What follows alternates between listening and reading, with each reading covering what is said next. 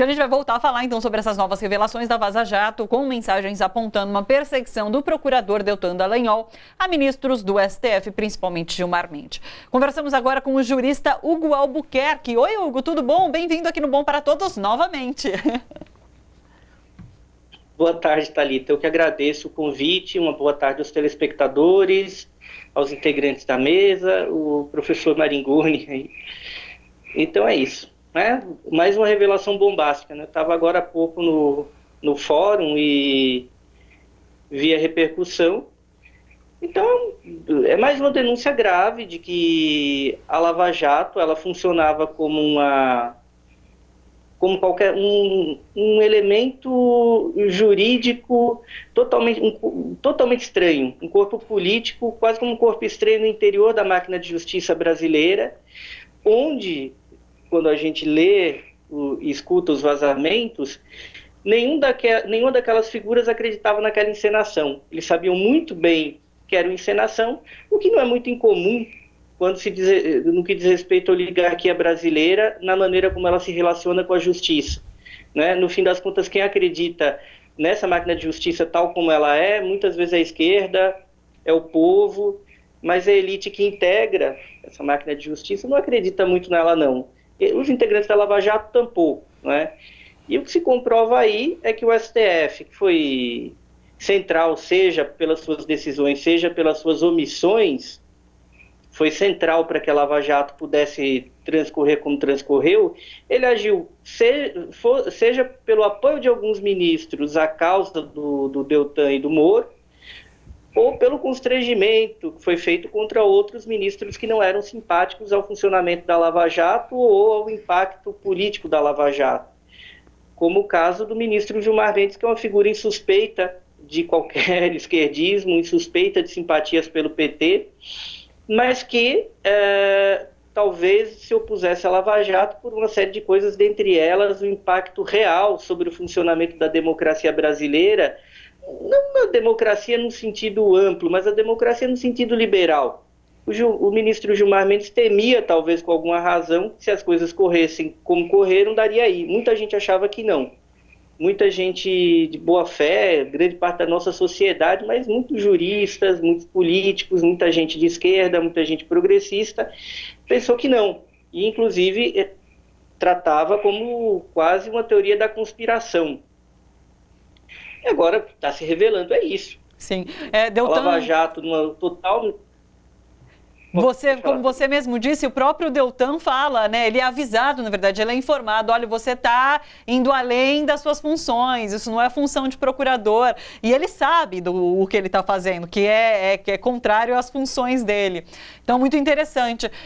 A gente comentava aqui no estúdio em relação a esse vazamento, de fato, e você falava sobre essa questão, que o Hugo também reforça, de Gilmar Mendes ser um defensor liberal. Então, mas, de fato, havia essa preocupação com a questão da democracia e do que estava sendo defendido até então.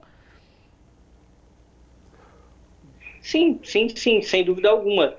Eu acho que o Gilmar, ele foi uma das pessoas historicamente mais próximas ao PSDB que perceberam onde isso daria, né? Talvez a priori ele não fosse atingido, se o Gilmar se coloca como um defensor da Lava Jato, como outros ministros, como Luiz Fux, como o próprio Barroso. Mas ele preferiu se alinhar.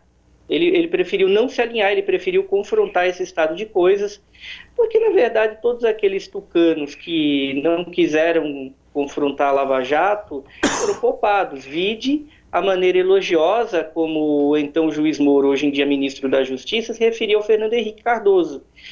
Mas o que está cada vez mais claro é que a Lava Jato ela confirma todas as piores teorias, conjecturas e hipóteses que foram traçadas a respeito dela.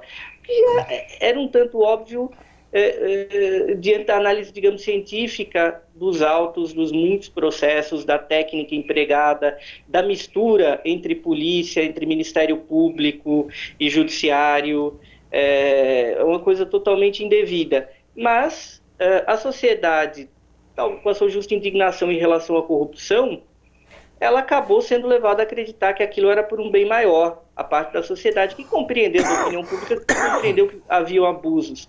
Agora, os vazamentos atingem diretamente o ministro Moro e o Deltan, que parecia ser muito mais operador do ministro Moro, sua longa manos, e que se expunha muito por isso. Eles trabalhavam por um projeto de uma restauração conservadora no Brasil. Isso não resta dúvida. Hoje em dia, o que já era óbvio, resta comprovado. As motivações, a maneira como eles não acreditavam no sistema de garantias liberais, na verdade. Trabalharam para isso e lograram êxito, até que foram pegos com a boca na botija por um meio como Intercept, que acabou realizando os vazamentos, que também não é um meio, digamos, talvez um meio que os americanos chamam de liberal de esquerda. Inclusive, seu editor, Glenn Greenwald, faz um trabalho magnífico, mas era um sujeito que até outro dia se indispôs com muita gente defendendo a Lava Jato. Então, se havia alguma conspiração contra a Lava Jato, com certeza não passava pelo Intercept. Isso foi revelado. Agora, é algo muito chocante. É algo muito chocante, porque uma parcela da sociedade prefere passar uma borracha por cima disso, porque se beneficiou e se beneficia, ou pensa que se beneficia do resultado prático da Lava Jato, que é o governo Bolsonaro, e tudo aquilo que ele significa.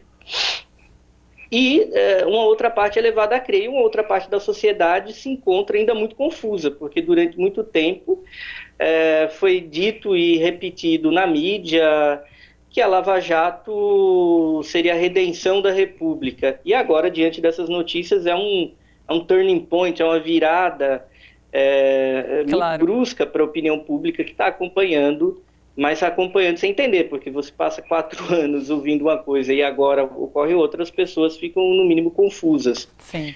Isso torna a obrigação da imprensa e, sobretudo, dos juristas em se posicionar de uma maneira enfática contra muito grande, né? Porque, de certa maneira, faltou ênfase, faltou empenho, faltou honestidade durante muitos anos. Precisamos chegar até aqui, com vazamentos, com áudios, possivelmente vídeos, para que o que já estava muito claro nos autos, na maneira como essas investigações, esses processos, essas acusações eram feitas, isso tudo já comprovava, né? Claro. Então chegamos a um ponto que é o ridículo até, de expressar ter vazado da maneira como vazou, para que o óbvio se tornasse evidente. Sim, a gente passou a entender muito mais sobre as entranhas do judiciário e por isso que é tão bom ouvir pessoas como você, juristas, que trazem essas explicações aqui para o nosso público.